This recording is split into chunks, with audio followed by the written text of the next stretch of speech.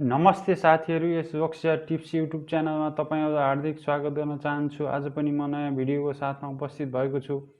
यस भिडियोलाई अन्तिमसम्म हेरी यस च्यानललाई लाइक, शेयर, सब्सक्राइब र नजिकै रहेको बेल आइकन दबाउन नभुल्नुहोला, ताकि नयाँ नयाँ भिडियो अपलोड गर्न साथ सुरुमै तपाईँलाई नोटिफिकेसन प्राप्त हुनेछ। साथै हाम्रो फेसबुक पेज लोकसेवा टिप्सलाई लाइक गर्न नभुल्नुहोला। आज म खरिदार दोस्रो पत्र विज्ञान विशेष एकदमै महत्त्वपूर्ण 50 प्रश्न लिएर छु। साथीहरू, यस भिडियोलाई अन्तिमसम्म हेरेर साथ दिनुहोला। प्रश्न नम्बर 1, कुनै एउटा चुम्बकको प्रभावले चुम्बकीय वस्तुमा अस्थायी चुम्बकत्व विकसित गर्ने क्रियालाई के भनिन्छ? चुम्बकीय उपपादन। प्रश्न नम्बर 2, कुनै चुम्बकको चुम्बकीय क्षेत्रभित्र कम्पास राख्दा कम्पासको उत्तरी ध्रुवले पछ्याउने वक्र पथलाई के भनिन्छ? चुम्बकीय बलरेखा। प्रश्न नम्बर 3, फ्लाम एउटा डडड वस्तु हो, फेरोम्याग्नेटिक। प्रश्न नम्बर 4, पृथ्वीको ध्रुवमा अवपात कोणको मान कति हुन्छ? 90 डिग्री। प्रश्न नम्बर 5, तटस्थ बिन्दुमा कम्पास निडलले कुन ध्रुव देखाउँछ? कुनै पनि ध्रुव देखाउँदैन। प्रश्न नम्बर 6, चुम्बकको चुम्बकीय क्षेत्र र पृथ्वीको चुम्बकीय क्षेत्र ठिक विपरीत र बराबर हुने बिन्दुलाई के भनिन्छ? तटस्थ बिन्दु। प्रश्न नम्बर 7, पृथ्वीको सतहमा अवपात कोणको मान सबैभन्दा बढी कति हुन्छ? 90 डिग्री। प्रश्न नम्बर 8, अवपात कोणको कोण नाप्न प्रयोग गर्ने उपकरण कुन हो? Deep circle. प्रश्न नम्बर 10, भौगोलिक दिशा पत्ता लगाउन के को प्रयोग गरिन्छ? दिक्पात। प्रश्न नम्बर 11, रासायनिक शक्तिलाई विद्युत शक्तिमा रूपान्तरण गर्ने विद्युतको स्रोत कुन हो? Dry sale. प्रश्न नम्बर 12, विद्युत निरन्तर बहन सक्ने सुचालकयुक्त बाटोलाई के भनिन्छ? विद्युत परिपथ। प्रश्न नम्बर 13, एक कोलम चार्ज प्रवाह गर्न सेलले उपलब्ध गराउने शक्तिलाई त्यस सेलको के भनिन्छ? Electromagnetic force. प्रश्न नम्बर 14, ओहमको नियम अनुसार कुन भनाइ ठिक छ?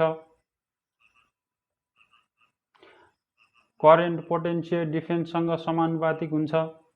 प्रश्न नम्बर 15, माइकल फ्याराडेले के आविष्कार गरेका हुन्? चुम्बकबाट विद्युत। प्रश्न नम्बर 16, तापक्रम र अन्य भौतिक अवस्था स्थिर राखेर कुनै पनि सुचालक तारबाट बहने विद्युत धारा जहिले पनि त्यस तारको दुई छेउ बीचको पोटेन्सियल फरक PD सँग समानुपातिक हुन्छ। यसले कुन नियमलाई जनाउँछ? ओहम।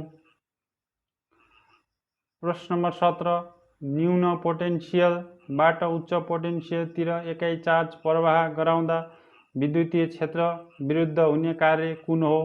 Potential difference PD।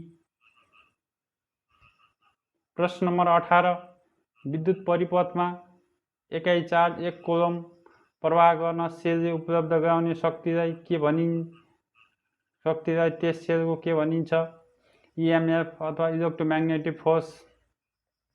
प्रश्न नम्बर 19, 55% तामा र 45% निकेल मिसाएर बनाइएको मिश्रित धातु कुन हो? कन्ट्रास्टान। प्रश्न नम्बर 20, कुनै वस्तुको विद्युत प्रवाह रोक्न खोज्ने गुण कुन हो? विद्युत अवरोध। प्रश्न नम्बर 21, तापक्रम र चालक तारको अवरोध बीचको सम्बन्ध कुन हो? समानुपातिक। प्रश्न नम्बर 22, हिटिङ एलिमेन्टको रूपमा प्रयोग गर्ने नाइक्रोम तार कुन कुन धातुको मिश्रणबाट बनाइन्छ? निकेल र क्रोमियम। प्रश्न नम्बर 23, विद्युतको चुम्बकीय असर सम्बन्धी प्रयोग सर्वप्रथम कसले गरेका थिए? Hans Christian Oersted. प्रश्न नम्बर 24, पानीको विद्युत विच्छेदन गर्दा एनोडमा कुन ग्यास जम्मा हुन्छ? अक्सिजन। प्रश्न नम्बर 25, विद्युत चुम्बक बनाउँदा प्रयोग गर्ने स्प्रिङको आकारमा रहेको तारको कोइललाई के भनिन्छ? सोलेनोइड। प्रश्न नम्बर 26, विद्युत धाराद्वारा इलेक्ट्रोलाइटको विच्छेदन गर्ने क्रियालाई के भनिन्छ? विद्युत विच्छेदन। प्रश्न नम्बर 27, तामाको विद्युत रेपन गर्दा कुन यौगिकको घोललाई इलेक्ट्रोलाइटको रूपमा प्रयोग गर्नुपर्ला? CU या सोफो अथवा कपर अक्साइड। प्रश्न नम्बर 28 विद्युत घण्टी धारा विद्युतको कुन असर हो? चुम्बकीय असर। प्रश्न नम्बर 29 करेन्ट वा विद्युत धाराको SI एकाइ कुन हो? एम्पियर। प्रश्न नम्बर 30 फिलामेन्ट बत्तीमा कुन तारको प्रयोग गरिन्छ? टङ्स्टेन वायर।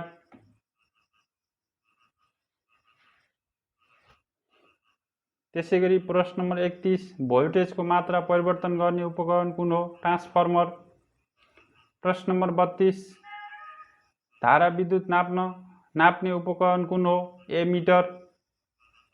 प्रश्न नम्बर 33 भोल्टामिटरलाई परिपथमा कुन तरिकाले जडान गरिन्छ? समानान्तर। प्रश्न नम्बर 34 ग्रास्त विद्युत परिपथमा प्रयोग गरिने फेज तारको रङ प्राय कस्तो हुन्छ? रातो। प्रश्न नम्बर 35 मुख्य स्विच बक्स र वितरण बोर्ड बीच राखिने फ्युज कुन हो? ग्राहक फ्युज। प्रश्न नम्बर 36 परिपथमा विद्युत बहँदा लोडमा नगई लाइभ तारबाट सिधै न्युट्रल तारमा जान्छ भने त्यस्तो परिपथलाई के भनिन्छ? छोटो परिपथ। प्रश्न नम्बर 37 1 किलोवाट बराबर कति वाट बराबर कति जुल शक्ति हुन्छ? 3.6 × 10⁻6 जुलाई हुन्छ साथीहरू। त्यसैगरी प्रश्न नम्बर 38 फ्युज तार केबाट बनाएको हुन्छ? टिन र सिसा। प्रश्न नम्बर 39 फ्युज तार कुन तारमा जोडिन्छ? लाइभ तार। प्रश्न नम्बर 40 अल्टरनेटिङ करेन्ट AC को स्रोत कुन हो? जेनेरेटर। प्रश्न नम्बर 41 घरेलु विद्युतीय उपकरणमा विद्युतलाई ताप शक्तिमा रूपान्तरण गर्नको लागि प्रयोग गर्ने तारलाई के भनिन्छ? Heating element. प्रश्न नम्बर 42 टङ्स्टेनको पग्लने तापक्रम कति हो?